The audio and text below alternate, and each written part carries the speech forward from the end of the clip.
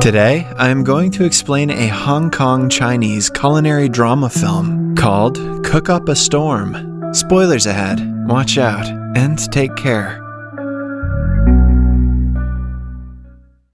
The movie centers around a famous local restaurant named The Seven in Spring Avenue, Hong Kong. The talented chef of the restaurant, Sky Ko, specializes in Southern-style cuisine. A TV host features the 30-year-old restaurant and its chef on a culinary program. Sky shows his talent on national television, even though he is already popular as the best chef in all of Spring Avenue. Alongside him, his friend Uni is also introduced to the people. She usually manages the financial aspect of the restaurant. Sky is very definitive about the quality of food and time they provide to their customers, which is part of the reason why their restaurant is so popular. Most of the time, it is so packed that a queue of people has to line up outside the restaurant. That day, a rude customer barges in after breaking up the queue. Sky refuses to serve him, even though the customer boasts about the power and money he possesses. Before leaving, the man laughs at their small restaurant and discloses that his boss has invited a world-class chef to open a 3-star restaurant opposite to theirs. The thought scares Uni, but she dismisses it as a bluff. Meanwhile, in France, the crowned king and queen are welcoming their newborn son. They hold a massive ball to celebrate the birth and invite a world-class chef to cook for the guests. We are introduced to the said chef, Paul An. He is a Michelin-starred Korean chef trained in France. Paul has a special way of cooking that doesn't see boundaries in one particular style. He loves to mix cuisines from different countries and thus create innovative dishes. For the chef's special, he presents the queen with a dessert that looks like a red egg but is filled with mango puree and coconuts. Gross. The dish is inspired by the tradition that symbolizes red eggs as a blessing to the newborn. The delicious dish and the meaning behind it touch the royals' hearts, and they applaud Paul's brilliant work. After the successful ball, he and his assistant Mayo return to the restaurant that they currently work for. The owner and their co-workers welcome them with cheers, congratulating them on their success. The owner also announces that they have promoted Paul to the executive chef of the whole Art Nouveau franchise. The step is a huge one for him. However, to everyone's surprise, he declines the offer. Paul wants to return to Asia and pursue a bigger and higher ambition. He and Mayo have been invited by a Chinese businessman who wants to open a 3-star restaurant. The staff supports their decision and wishes them farewell. Back on Spring Avenue, one of Sky's regular customers informs him that the rumor about the new restaurant being established is true. The news is bittersweet for Sky because he wants his small colony to develop, but a new restaurant would mean fewer customers and more competition. When Sky was 10 years old, his father used to hit him and insult him for having no talent as a cook. One day, he abandoned Sky and chose to pursue his culinary career over being a father, with the excuse being that Sky couldn't even make a decent bowl of noodles. Imagine your dad leaving because of noodles. Ever since, Uncle Seven, the master and owner of the 7 restaurants, has taken care of him. He also taught Sky everything that he needed to know about food, unlike his father. Currently, Sky hasn't met his father in over 20 years and has no plan to reconcile with him. The following morning, Paul arrives in Hong Kong and goes to the market in search of a big grouper fish. The seller has only one of the fish and decides to sell it to Sky, knowing that he will cook it better. Paul argues, insisting that a shopkeeper shouldn't be biased. They get into a small argument before the seller cuts the fish in half for both of them. A few weeks later is the opening ceremony of the 3-star restaurant named Stellar that is right in front of the 7 restaurant. The chairman and manager of the Lee Management Group arrives as the first guests of the restaurant and are welcomed by Paul and Mayo. At the same time, the people from the 7 restaurants start announcing different discount offers they're offering for the next week. When the security guards from the Stellar restaurant try to stop them, a conflict arises. This attracts Paul and the guests' attention, making them come out to see what the fuss is about. When the conversation gets heated, Mayo suggests they hold a competition to see which cook is better. Sky and Paul recognize each other from the market and accept the challenge. They decide to indulge in a fish cutting competition. Paul goes first and skillfully picks all of the ribs from a fish in no time. Following that, Sky takes the same fish and cuts it into even pieces in under a minute. The crowd claps for him, and even Paul is impressed. The chairman of the Lee Group has to announce the results. In an unbiased way, he claims that the true results will only be announced in the International Chef Challenge competition that both chefs have taken part in. He also announces that he is planning to take over the entire Spring Avenue colony to remove all of the buildings and modernize it. If Sky wins in the competition, the chairman is willing to withdraw his plan to preserve the heritage of the colony. However, if Paul wins, he will go through with the plan. With the future of the entire colony in his hands, Sky feels pressured, but still, he is determined to do his best. For the next few days, the number of customers at the Seven restaurant decreases. Uni is worried that they might soon go out of business, but Sky assures her that is not possible. He gives her the example of escargot and field snails, claiming that there will always be people who like one more than the other. They do not have to change their food to be better than the Stellar restaurant, because there will always be customers who like theirs better.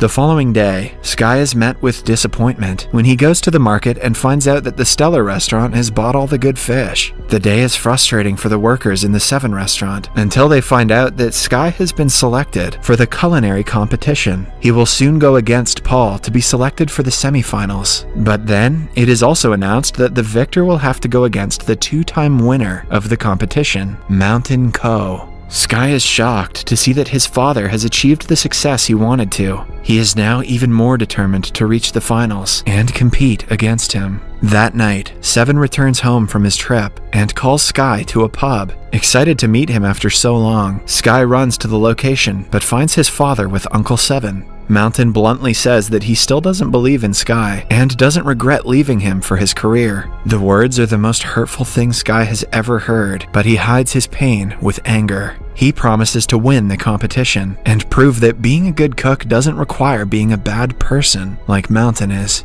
On the day of the culinary duel, the contestants get 90 minutes to cook a dish of their choice and present it. Sky makes a traditional salt-baked duck, while Paul makes a foie gras sorbet. The entire 90 minutes are intense, as both cooks show great expertise while cooking their respective dishes. Sky cuts the duck's insides with little to no effort and pulls them out efficiently, making the audience gasp.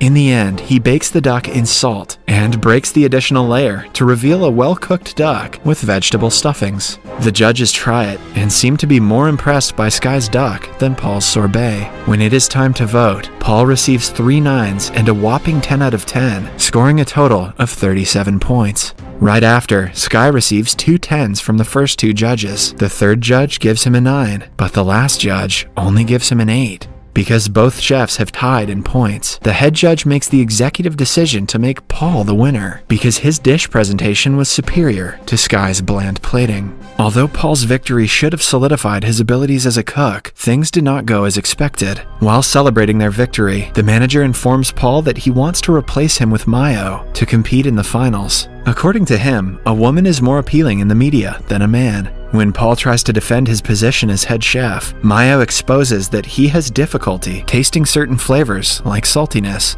For the past few months, he has been using a notebook containing all his recipes to cook and can do nothing on his own. Mayo also discloses that she never wanted to befriend Paul and only sided with him to surpass him as a chef. Betrayed and hurt, Paul storms out of the restaurant, never to look back. That night, Sky bumps into a drunk Paul in front of an event stadium. They forget about their rivalry for a few minutes and share their past and troubles. Paul reveals that his father was a great chef and his dying wish was for Paul to be like him. Sky also tells him about his and Mountain's relationship. After the conversation, they find mutual respect for each other. They also throw bottles of alcohol at Mountain's picture on a billboard while cursing at him in Korean.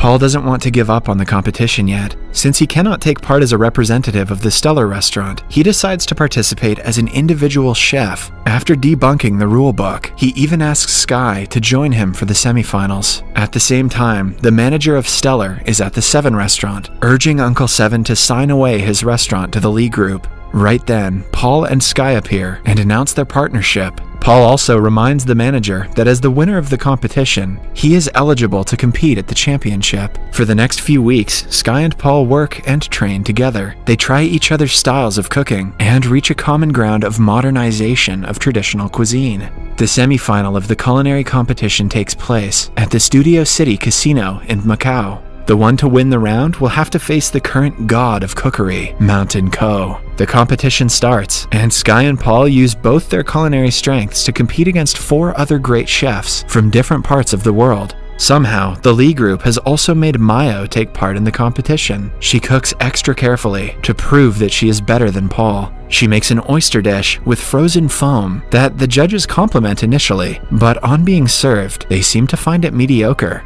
Meanwhile, Paul and Sky create a deconstructed mapo tofu. Sky's sense of taste helps determine the flavor of ingredients, while Paul's understanding of the culinary artistry helps with the techniques and processes used. Together, they create a traditional dish with a modern design.